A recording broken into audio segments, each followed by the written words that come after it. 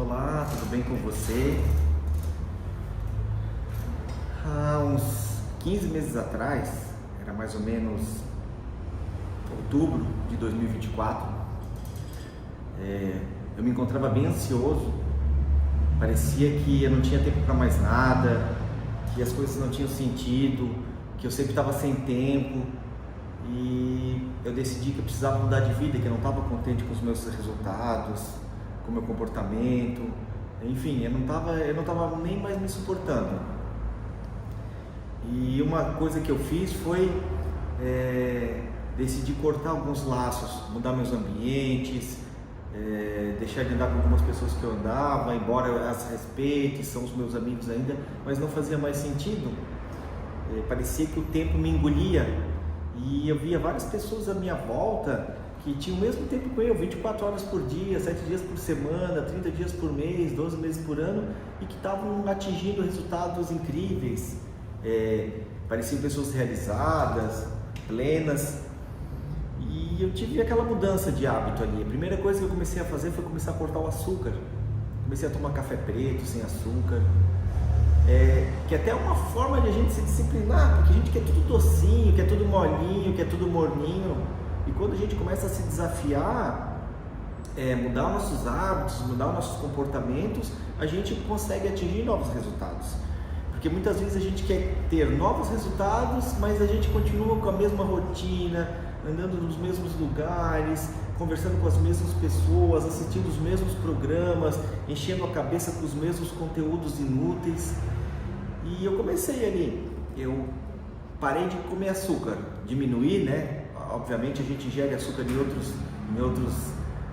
outros alimentos, mas comecei a diminuir, cortei o açúcar do café. E aquilo ali começou a me dar sentido, tomar um café amargo, sentir o gosto do café, porque se a gente consegue cortar o açúcar, a gente vai cortando outras coisas. Quando a gente vai mudando nossos hábitos, outros micros resultados ao nosso redor vão acontecendo. Eu voltei a treinar, diminuindo o refrigerante, cortei o refrigerante também, porque era uma coisa que eu era muito viciado em refrigerante. E ali eu já comecei a sentir pequenos micro resultados já, mas eu não estava feliz ainda. Comecei a tomar banho frio. O banho frio ele renova a nossa energia, ele acorda a gente para a vida, a gente fica menos tempo no banho também, e é transformador quando a gente decide mudar. Quando a gente não está contente com os resultados e a gente decide fazer coisas diferentes, as coisas acontecem, o milagre acontece. Muitas vezes o problema é que a gente espera que o milagre aconteça já na primeira semana e não acontece, ela vai demorando assim. E ali de outubro para 2024 até agora, que a gente está em fevereiro de 2026, a minha vida ela transformou de uma maneira assim, incrível. Parei de me preocupar com os outros, com o que os outros pensam.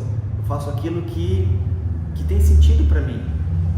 Sempre tentando respeitar o espaço do próximo, o limite do próximo, mas fazendo aquilo que me agrada, sabendo dizer não, sem parar de me preocupar com o que o outro pensa, com o que o outro vai achar, que às vezes a gente faz as coisas, ou deixa de fazer as coisas, sempre na tentativa de agradar o outro, sendo que a pessoa que a gente tem que agradar é nós mesmos. A gente tem que fazer aquilo que nos faz bem, que nos faz sentido, sem que isso cause também sofrimento e dor para o outro. Mas nem por isso a gente tem que dizer sim para todo mundo, que as pessoas elas acabam julgando os problemas, as obrigações, os conflitos para cima da gente. Se a gente não cuida, a gente fica servindo como um lixo da pessoa. Elas vêm e colocam tudo ali e a gente tem que carregar, e não é por aí. E muitas vezes dentro da própria família a gente tem que saber dar esse basta, saber dizer esse não e saber se posicionar, fazer aquilo que faz sentido para a gente. Não ficar carregando o mundo nas costas, aprender a perdoar as pessoas também, porque se tem uma coisa que deixa a gente para baixo, é a gente ficar carregando a mágoa, o ódio, aquele sentimento de injustiça no ombro. A gente fica carregando muitos fardos que não faz sentido nenhum a gente carregar. Se alguém fizer alguma coisa pra gente, ok, não preciso mais andar com aquela pessoa, mas também não preciso ficar carregando aquela ódio, aquele ódio mortal dentro da gente, desejando que a outra pessoa se dane, que ela se prejudique, que ela tenha sucesso.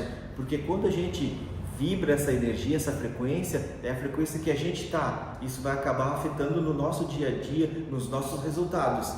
Se a gente fica atrás de migalha, querendo explicação para tudo, querendo achar um culpado para tudo, a gente acaba perdendo foco e energia.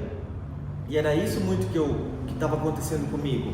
Eu direcionava uma energia em coisas que não têm sentido.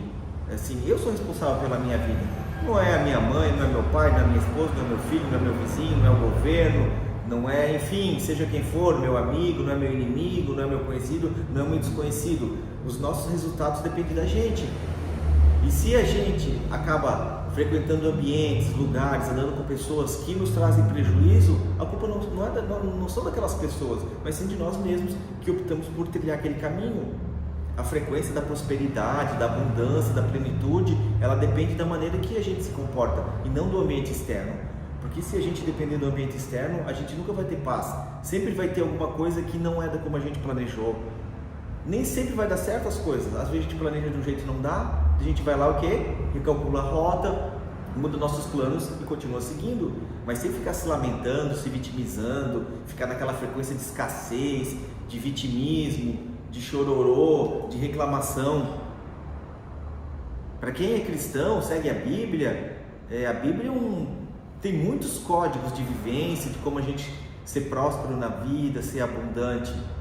A reclamação não leva a nada. O povo de Israel, quando foi para o deserto, ficou murmurando, e uma travessia que seria ali de semanas, levaram 40 anos para chegar na terra prometida, por causa da reclamação, da murmuração, sempre reclamando, sempre murmurando, sempre atribuindo ao outro a culpa do nosso insucesso. E isso é bem natural.